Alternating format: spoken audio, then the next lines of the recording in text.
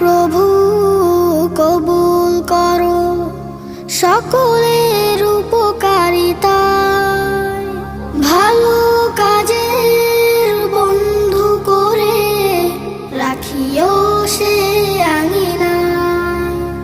প্রতিটি